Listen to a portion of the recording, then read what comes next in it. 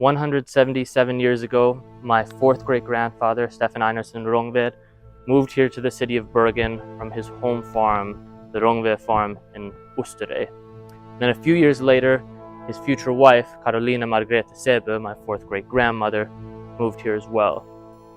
Little is known of their early years in Bergen, but somehow a relationship was built, and they ended up giving birth to their first son, Carl Johan Einarsen, in this house, the Rangeplassen 5B, right here, which is the first place that we know they lived together.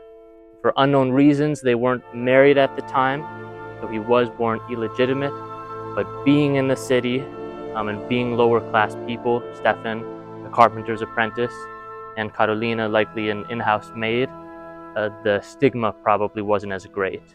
But they did end up getting married a few months afterwards and eventually raising a whole family together.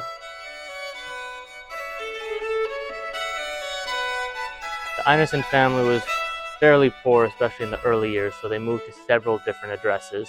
But the next significant address that Carl Johan was moved to was right behind me, in Sverresgate 35, where he was 4 years old when he moved here, and he had one younger brother at this time, Stefanus, who was 2 years old. And the reason this address is so significant is because it seems likely that this is where he was living when he first had the dream of working in the theater.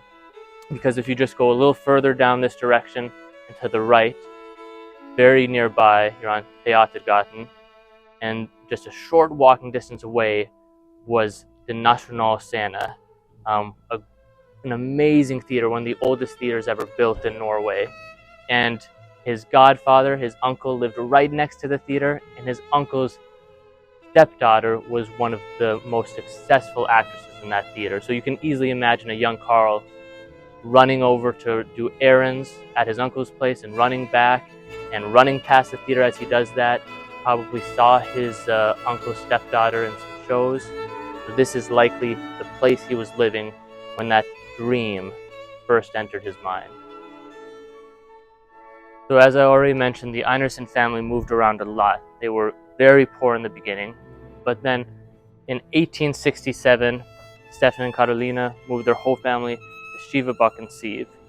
And this marked a turning point for the family. Stefan had been an alcoholic throughout these early years. He had been struggling from job to job as a carpenter. And their first 3 children that Carolina and Stefan had together all died in childhood, including Stefanus, Carl Johan's second brother. But when they moved here, they already had most of the family complete, but Oscar and Petrus, the 2 youngest Einarsens, were born in Skivebakken Siv. Then Carl Johan moved out since he was the oldest, started working at the theater, had his own life adventure. Stefan Einarsen lived here for pretty much the rest of his life, but then in 1891, Carl Johan bought the property right behind Skivebakken Siv, Asylplassen 2B, and that's where he lived till the end of his days in 1919.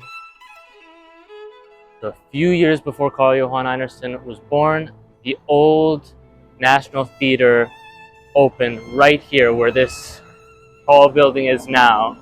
It no longer exists anymore, it's been rebuilt since, but this is where the old theater was. And then right on the corner of this street, that's where Carl's uncle and godfather Jacob lived. So this is the path he often took on his way to run errands for his uncle or on his way to church. And then right across from his uncle's address is where the new theater was built and where he would start working in the year that it was built in 1876. And that's where I'll take you next. The year 1876 was an incredibly exciting year for Carl Johan Einarsen because that was the year that he was married to Larsina, that was the year that his first daughter Petra was born, and that was the year that he was hired to work at the Nationalscene, one of Norway's oldest theaters. And he started work at the old location as a machine master, so he designed sets, he worked as a carpenter, stage designer, decorator. They described him as an alt-muligman, he did everything. And then when the old theater location was closed down and the new building was built right behind me where you see it in 1909, he transitioned right on over and continued to work here pretty much up until his death, 40 years at the Nationale Scene, where he brushed shoulders with some of Norway's most famous figures, Henrik Ibsen, Bjørnstjerne Bjørnson. He even gave King Haakon VII a tour of the theater back when it first reopened.